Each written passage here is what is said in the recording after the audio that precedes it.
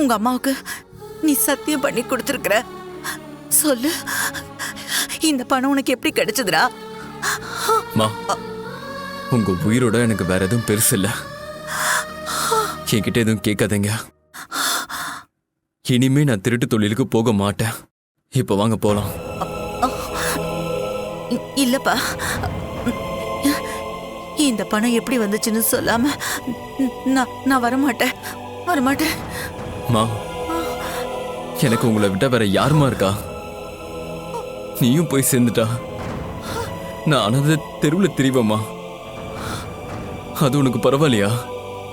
நானும் பெரிய மனுஷங்க அத்தனை பேர் காலையும் விழுந்து கேட்டு கெஞ்சி பார்த்துட்டம்மா. எல்லாரும் என்னை 8 தான் உதச்சாங்க. ஒருத்தரும் பணம் கொடுக்கலம்மா. அத நானே எடுத்துக்கிட்டேன். நீ இப்ப என் கூட ஹாஸ்பிட்டலுக்கு வரலனா அப்புறம் நானும் உயிரோட இருக்க மாட்டேன். பார்த்துக்கோ. நீ செத்து போன உடனே நானும் தூக்கு மாட்டிட்டு செத்து போயிடுவேன். அப்படி இல்ல சொல்லாத, அந்த மாதிரி சொல்லாத. என் நெஞ்சே வெடிச்சிரும் போல இருக்கு. சரி, நான் ஆஸ்பத்திரிக்கு வரேன். ஆனா இதுக்கப்புறம் நீ திருட்டு தொழிலுக்கு போக மாட்டேன்னு என் தலையில அடிச்சு சத்தியம் பண்ணு.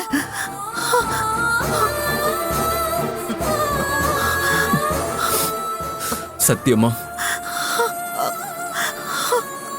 உன் மேல சத்தியமா இனிமே நான் அந்த திருட்டு தொழிலுக்கு போக மாட்டேன். சரியா? சரி, எழுந்துரு, போலாம்.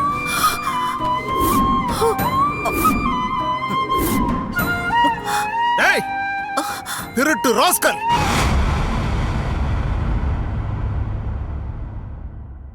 ஏடா, வீடு புகுந்து லாக்கரை உடைச்சு பணத்தை திருடி இருக்க. திருடின பணத்தை எங்கடா வச்சிருக்க? யோ, இதுல என்னன்னு பாருங்கயா. Okay sir.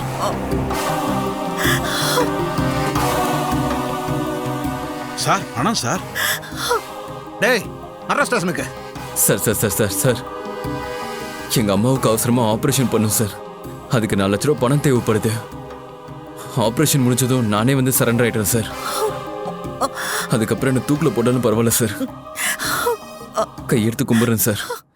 அந்த பணத்துல ஒரு 4 லட்ச ரூபா மட்டும் கொடுங்க சார். ஏடா, திருடின பணத்தை எங்கிட்டயே கேப்பே நீ? அரெஸ்ட் ஸ்டேஷனுக்கு. அம்மா அம்மா, நீ பயப்படாதம்மா. நான் எப்படியாவது உன்னை காப்பாத்துவோம்மா. தைரியமா இருமா. வாடா ஸ்டேஷனுக்கு.